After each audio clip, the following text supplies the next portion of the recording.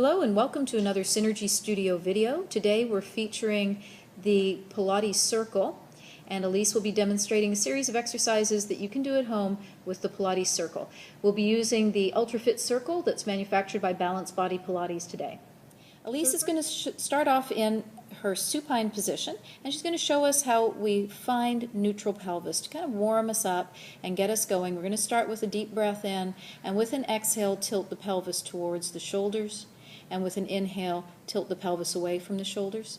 And you might notice that Elise is not using a lot of leg work to get this going. She's using a lot of abdominal work, which we can see by the change in the wrinkles of her shirt.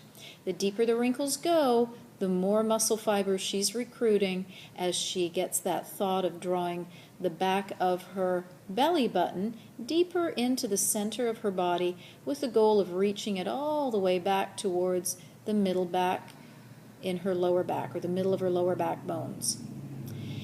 So she's just rocking and rolling nice and easy on the pelvis. That warms up the spine, warms up the breath, but now we're going to just make those rocks a little smaller until we define neutral.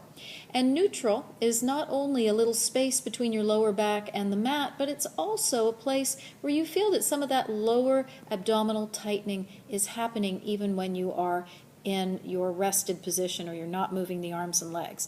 So what we're going to do is start right away to work with the ring, and we're going to place the ring between the thighs. Now, an important thing to notice, you've got little handles on the outside of the ring. You want to make sure that those are contacting your thighs and you're not just squeezing on the bare ring itself. You want to make sure that those handles are on a part of the thigh where you're not pushing directly into bone. Now we're going to do a movement called your adductor squeeze. Your adductors are your inner thighs, and we want to keep the pelvis in its neutral position. We've already established that. We're going to take a breath in to prepare, and we're going to exhale, and we're going to squeeze into that ring. So there's those inner thighs working, and then as you inhale, you open. Those inner thighs are still working to press into the handles that are touching the thighs. So you're building up the tension in the ring as you squeeze the ring, and you are controlling that tension as you roll back out. All of that is very important because that works the muscle completely as it shortens and as it lengthens. And you're also coordinating the abdominal work that you need to keep your pelvis from moving. We want it to stay in its neutral. We want the right side of the pelvis to stay as steady as the left side of the pelvis, so that the right inner thigh can work just as hard as the left inner thigh. We're going to do one more repetition with the ring between the thighs. You can do anywhere from 5 to 8 perfect repetitions with this. And then we're going to take the ring out and place the legs through the ring. Again, looking for 5 to 8 perfect repetitions as we work the opposite muscle group, always looking for balance in the body. We're going to work the abductors now, and the pelvis is in its neutral. We're going to exhale to press out into the ring, and then inhale to bring the legs back in. It's a smooth, rhythmic motion. It should take just as long to push out as it does to return back in. So those outer thigh muscles continue to work even though the legs come back to center. This is pretty counterintuitive. You're going to have to work to keep the pressure between the outer thigh and the inner handle of the ring as you return back in. Once you've completed your perfect repetitions, perfect meaning you're staying connected to the ring, you're staying in neutral, you're keeping your breath deep and even, then you'll take the ring out from the outside of the thighs. We're going to place it back on the inside of the thighs, but this time the legs are up in the air. So that means that the curve of the lower back that we worked hard to establish is going to be flattened, and this is our imprinted spine. Now in this position, more lower abdominal work is required to support the legs. We take a breath in, exhale, squeeze, just as we did with the feet down, and inhale, we're again resisting against the ring as we open, just as we did with the feet down. You're keeping those inner thigh muscles working throughout the motion. You're keeping your lower abdominals working throughout the motion, so there is less opportunity to relax either muscle group. This action may take those shoulders into action and may make you want to lift your shoulders up to your ears, but make sure that those shoulders stay at the optimal distance away from the earlobes. Fingers reaching long along the mat. We're going to do one more repetition here with the squeeze, and then we're just going to hold the ring. Now, if at this point your inner thighs are just screaming at you, go ahead and take the ring out, place it to the side, but continue along with us. We're going to spread the arms out wide to the side, getting ready for a twist, keeping both shoulder blades on the mat. We're going to twist to the side with an inhale. And then we're going to roll back to center with the exhale. Now this is work for your abdominals as well as your inner thighs. We're not doing as much of a squeeze into the ring. You can add a little extra squeeze as you exhale and bring yourself back to center. But I want you really thinking about how the abdominals are doing the work to control the weight of the legs. The legs actually act as dumbbells in this exercise. So as you return from your twist, she's twisting to the left here, she's going to think about her right shoulder blade, the right ribs, the right waist, and then finally the right pelvis, and lastly the legs. And then as we twist here, we're thinking about the left shoulder blade, bringing it back down to the mat, the back of the left rib cage, the left waist, the left pelvis, and then finally the legs. And inhale to the left. Exhale, think about bringing the right side of the body, the back of the body back down to the mat. Inhale as you twist to the right. Exhale, thinking about the left side of the body and bringing it down to the mat. Pause in the center, take the ring out from between the legs, take a breath in, and as you exhale, lower one leg at a time, touching toe, ball of the foot, heel, replacing the ring between the thighs, or again, if those thighs are a little bit tuckered out, you can keep your ring still at the side, but follow along with the bridging exercise. We're going to take a breath in. We're going to exhale and begin the movement from the pelvis, lifting through the tailbone and the sacrum and peeling through that lower back, feeling your lowest rib lift, and then each rib lifting one at a time until the weight's just between the shoulder blades. At this point, reach the knees as long as you can away from the hips to create a very open front of the hip. Take a breath in, and then exhale and roll back down, starting between those shoulder blades and continuing rib by rib, rolling through the lower back, lastly through the pelvis. So on the lift, we begin with the pelvis and exhale to tighten up, drawing that belly button in deeply, or imagining that you're zipping the zipper on a tight pair of pants. And as you descend, you're going to start with the last vertebrae that you lift, keeping those lower vertebrae up in the air as long as possible, creating a feeling of stretch through your back and along your spine. And we're going to do one more just with the spine as our focus. We're working on mobility, the abdominal work. So the abdominals are doing the bulk of the control and the manipulation of the spine to move through the movement.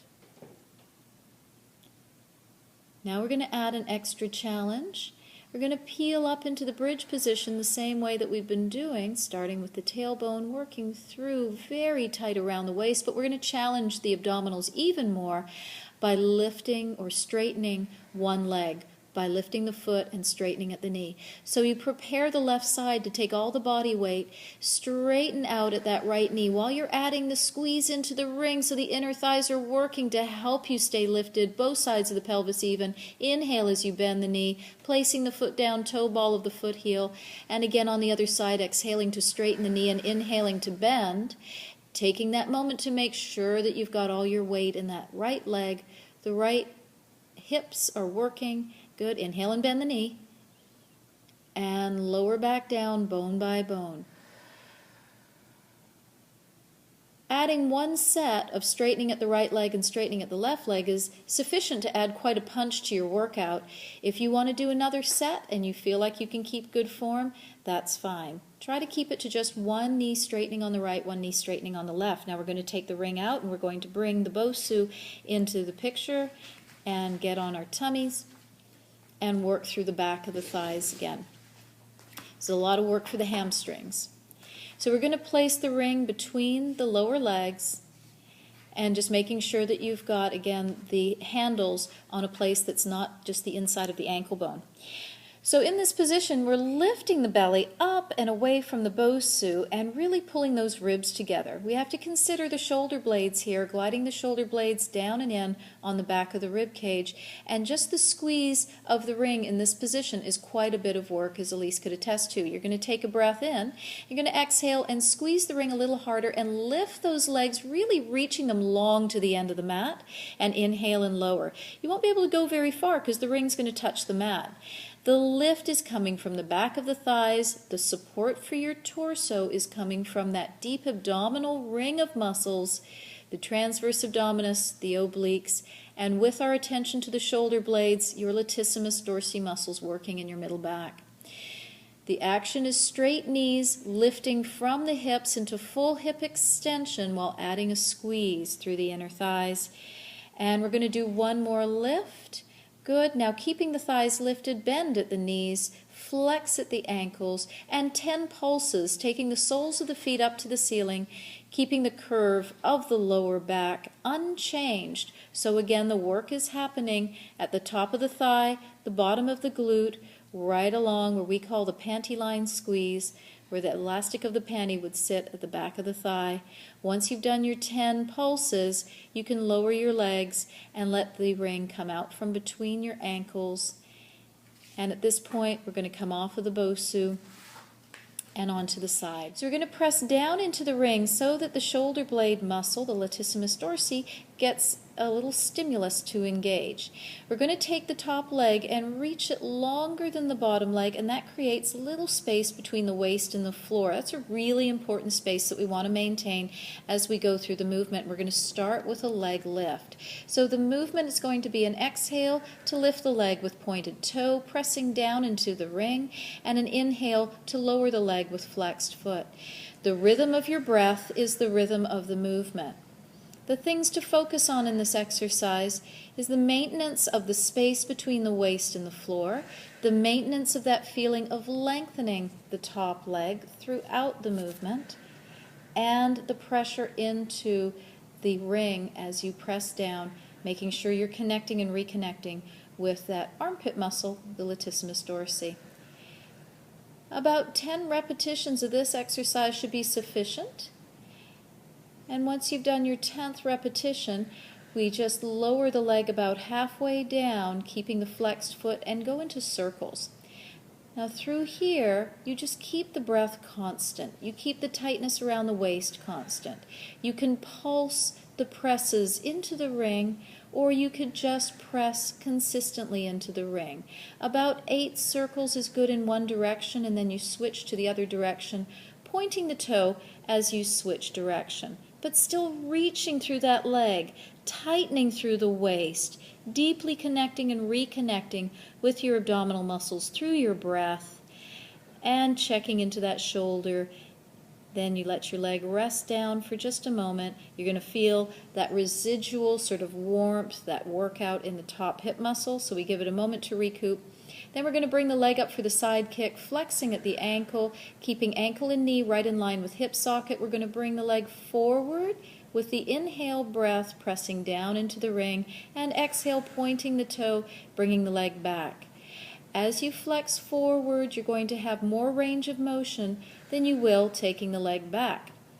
Anatomically, we've only got a little bit of hip flexion, about 10 degrees, but we've got a lot, hip extension is 10 degrees, but the hip flexion, we've got between 90 and 120, depending upon your hamstring length. Make sure that pelvis stays nice and steady throughout the movement. And again, 5 to 8 repetitions will be perfect for this movement. So that's a nice little workout. You get it done in under 15 minutes. Make sure you do both sides of your body and give yourself some nice deep breaths towards the end. Thank you so much for watching.